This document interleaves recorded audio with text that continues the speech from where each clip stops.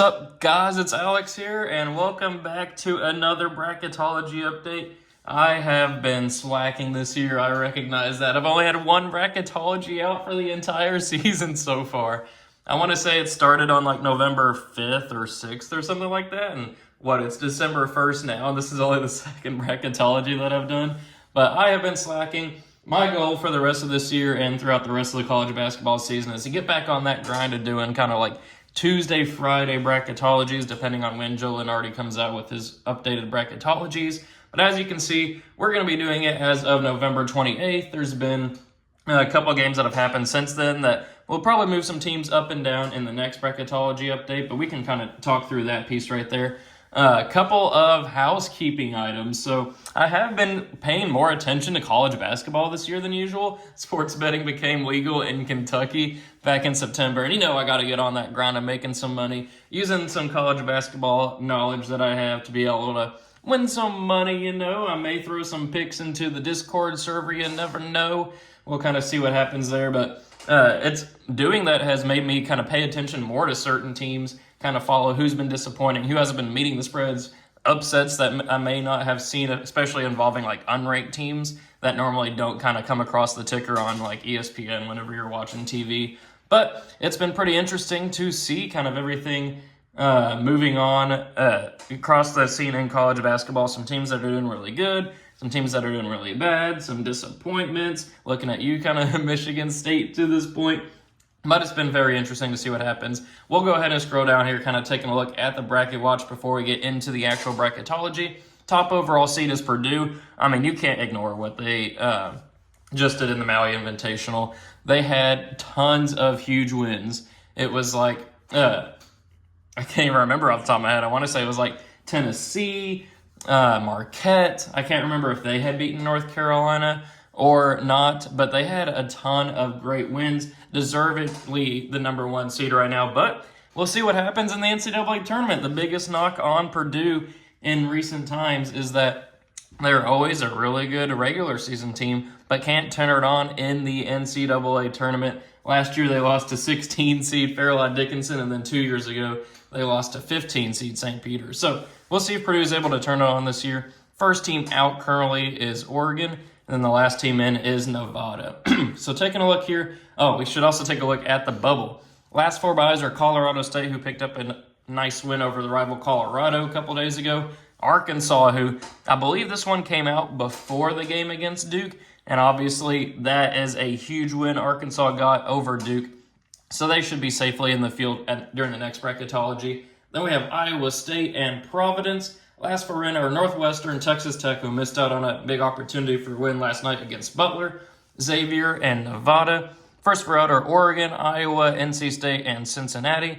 And the next four out are Indiana, St. Mary's, New Mexico, and Virginia Tech. So taking a look here at the bracket since Joe Lunardi's most recent update, not since the one that I did back in the beginning of November, we have Florida up to a 9 seed, FAU up to a 5 seed. They've been doing very well recently. After that early loss to Bryant earlier in the season, people were doubting them. They were like number 10 in the AP poll to start the season, but then they dropped to around number 19 or 20. But they picked up some quality wins after that, especially over Texas A&M. They are actually looking pretty good. Then we have Dayton down to a 12, Villanova up to a 4, but I also believe this was before the home loss to St. Joseph's, which St. Joseph's could be a team to watch out for. I believe they're in the A10, but they gave Kentucky some trouble on Kentucky's home floor, forcing overtime, and then they go to Villanova and secure. I mean, they were in control of that game throughout. Like, this wasn't just like, they stuck it out at the end. No, they dominated Villanova. So we'll see what happens there. James Madison up to an 11.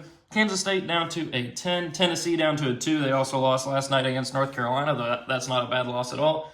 BYU up to an 8. Creighton down to a 4. They got hammered a couple of days ago, and maybe it was over the weekend. I can't remember who it was against, but they just got absolutely hammered. That was a game that I bet on Creighton, and I lost that one, that's for sure.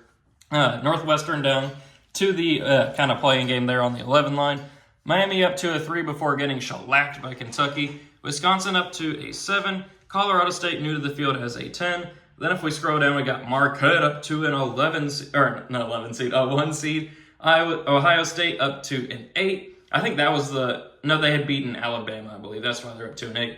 Oklahoma new to the field as a 9, and now they're ranked in the AP poll. North Carolina up to a 4. Iowa State down to an 11. Maybe it was Oklahoma that Creighton had lost to. I don't remember. We have Illinois down to a 7. Arkansas down to a 10, but that'll change here pretty soon with the Duke game. Kansas down to a 2. Then over in the East Regional, we got Connecticut up to the 1 line. It's looking like their win last year, where they ended up losing quite a few people, was not a fluke. This team is looking good. Then we have Colorado down to an 8, Texas down to a 5, Princeton new to the field as a 12, Michigan State down to a 6, Texas Tech new to the field, TCU new to the field as a 7 seed there, and then Duke up to the 2 line. They'll probably drop down to the 3 maybe. But yeah, that's kind of going through the bracket right there that Joe Lunardi currently has. As you guys know, every time that I do a bracketology, I create this Excel bracket here. Doesn't always look the best. I know Brackify used to, like, visually appealing. It looked pretty good. Obviously, you're watching this video right now, and you know this is not visually appealing. So if there's anything, especially while we're kind of in the dead period for college basketball until college football kind of comes to an end, if you know a site that looks more appealing, kind of like the old Brackify that would show like team logos and stuff, I'm more than happy to try that out and make it a better viewing experience for all of you guys. So kind of getting back into it here, we'll go ahead and start over here in the top left regional. We are going to have Purdue moving on past the winner of Texas Southern and Sacred Heart. I think Florida will pull off the 9/8 upset over UCLA. Florida's a team that I've kind of been paying attention to. They ended up losing, I can't remember who it was to the other day in like the ACC SEC Challenge, but I think it was Wake Forest, but I think that Florida's going to beat UCLA there. Florida Atlantic, I think, will handle Dayton. Then we're going to go with Villanova here over UNC Greensboro. Mississippi State, I have losing to James Madison, the Fighting Dukes, taking the College World by storm, both in football and basketball. Mississippi State seems a little bit flimsy lately. I'm going to go with the 11/6 there. Then we're going to go with Baylor beating the Fighting Toothpaste of Colgate. Memphis, I think, will be able to hang on against Kansas State. Kansas State barely hung on against Oral Roberts the other day. That was kind of a disappointment. And then Tennessee beating Wright State. So we'll go ahead and just do it region by region, kind of save time a little bit there. We're going to have Purdue moving on past Florida. Not an upset there. Then we're going to have FAU, the 5 seed, beating the 4 seed Villanova. I just don't see this Villanova team, as of right now, going very far in the tournament, which is at least an improvement over last year when they didn't even make the tournament. Then we're going to go with Baylor here, moving on past James Madison, and then Tennessee hanging on past Memphis. Then for a spot in the Elite Eight, we got Purdue moving on past FAU, Tennessee moving on past Baylor. So we do have some chalk in this region. I do recognize that. That sets up a rematch here of that Maui Invitational of Purdue and Tennessee. But, you know, I got to go with Purdue here moving on. I think they're the better team. They proved that in that game. I got Purdue moving on. So then over here in the top right regional, we're going to go with Arizona here. Arizona is a team that took the world by storm as well. I forgot to mention them at the top of this video, but they have been on fire lately. I'm going to go with Arizona moving on past Moorhead. Then we're going to go with BYU beating Clemson. Bradley pulling off. And actually, no, I'm going to switch it and go back with San Diego State. I thought about doing it, but I just couldn't bring myself to do it. Creighton beating Grand Canyon. Then I'm going to go with Auburn beating the winner of Northwestern and Xavier, which I think would be Northwestern. Miami beating Vermont. Colorado State pulling off the 10/7 upset over Wisconsin, and then Houston beating South Dakota State. First spot in the Sweet 16. Arizona here advancing on past BYU. A rematch of last year's Elite Eight that I went to here in Louisville of San Diego State versus Creighton. It was a crazy game, low-scoring game, but San Diego State barely hung on to advance to the Final Four. That's not going to happen this year. I got Creighton moving on. But then I'm going to go with Miami here, moving on past Auburn. And then I'm going to go with an upset pick here. I'm going to go with Colorado State pulling off the 10/2 upset over Houston. I think Colorado State is a team this year that can make some noise, and they're ranked right now. I think that can surprise some people. So then, first spot in the Elite Eight, we're going to go with Creighton upsetting Arizona. Creighton was a top 10 team to start the year. I think they get the ship righted in time for the tournament. I'm going to go with the 4/1 upset. But then we are going to go with Miami here, moving on past Colorado State. So we have a 4-3 in the Elite Eight, and I'm going to go with a 4 seed in the Final Four with Creighton, the Blue Jays.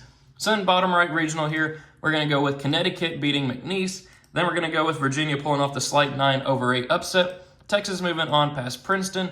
Alabama beating UC Irvine. Then I am going to go with Michigan State here. I think Michigan State could be ripe for an upset, but I just don't see Nevada or Texas Tech making that happen.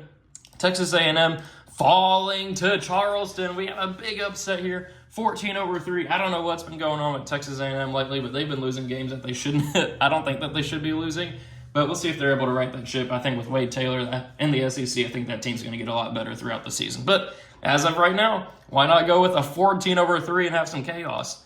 Then we're going to go with TCU moving on past Providence and Duke moving on past Radford for a spot in the Sweet 16.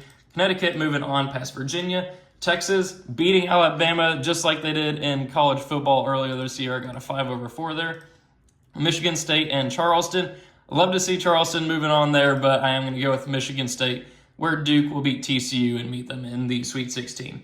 But then for a spot in the Elite Eight, I'm going to go with an upset pick here. I'm going to go with Texas. This Texas team is fun to watch. They've been inconsistent. I mean, they barely beat Louisville. It took a buzzer beater for that to happen, but I think that they can make some noise, improve, and beat UConn, the defending national champions, in the Sweet 16 to get to the Elite Eight. But then Duke will beat Michigan State. And I'm actually going to go with the 5 seed of Texas advancing on here, having some chaos, not having chalk in the Final Four. I'm going to have the Longhorns here in the Final Four coming out of that region. So now we have our last one. Bottom left, we're going to go with Marquette over Iona. Ohio State hanging on past Oklahoma. Kentucky beating Liberty. And we're going to go with North Carolina moving on past Akron. USC, I do think with Isaiah Collier, who's now ESPN's projected #1 pick. Bronny James is about to come back. I think that team could be very good here coming up. Boogie Ellis. And Gonzaga is going to beat Weber State. Arkansas is going to pull off the 10-7 over Illinois. And then Kansas will beat Eastern Kentucky. Then for a spot in the Sweet 16, Marquette's going to beat Ohio State. Kentucky will move on past North Carolina in a 5-4 battle of the Blue Bloods. USC, oh, do I want to pick them to beat Gonzaga? I'm going to do it. 6-3, I got USC over Gonzaga. Then I'm going to have another 2 seed falling early. #1 overall seed previously, Kansas #1 team. They have been falling lately, not looking like themselves. I don't know why. But then they beat Eastern Illinois by 8. The spread was like 38.5 for that game, and it was tied with like 4 minutes to go up until like free throws, and then Kansas is kind of pulling away at the end. But something's up with Kansas. I don't know what it is, but they're not looking the same. Then for a spot in the Elite Eight, as much as I want to pick my Kentucky Wildcats, I mean, this is a team that looks very, like, it just feels like the old, like, John Wall, Anthony Davis, Karl-Anthony Towns type teams. It's a lot of fun to watch. And they're blowing teams out. I mean, they just beat Miami by 25, a top 10 team they beat by 25. But you got to go with Marquette winning that one. Experienced team, one of the best players in the nation, and Tyler Collett. I got them beating Kentucky. But then I have Arkansas moving on past USC to have a 10 seed in the Elite Eight here, facing off against Marquette. But I am going to go with Marquette here, moving on to the Final Four. So our Final Four has 2 #1 seeds, a 4 seed, and a 5 seed. But we're guaranteed to have a 4 or 5 seed in the championship game because the 1 seeds are facing off here, Purdue and Marquette. I'm going to go with Marquette. These 2 teams just played in the Maui Invitational Championship game, and Purdue won. Like, I freely admit that. That's why they're #1. That's why Marquette's not #1. But I think in a rematch, that was a close game. I think Marquette gets it done. But then Creighton and Texas, I'm going to go with Creighton winning that one, which sets up an all-Big East. The fans of that conference are going crazy right now. All-Big East national championship game. They're guaranteed to have a champion here. Marquette or Creighton, I'm going with the Golden Eagles of Marquette with Shaka Smart winning it all. So, thank you guys for watching. I hope you enjoyed it. Be sure to let me know what you think of my bracketology predictions and just how the college basketball season as a whole has been going on. It's been going on for almost a month, and I haven't really talked to you guys over the course of that month. So videos will be coming out more frequently. I do apologize for that. Time to get back on that grind. I appreciate you guys sticking with me, watching this video. Let me know if you stuck through to the end, and I will see you all later. Thanks for watching.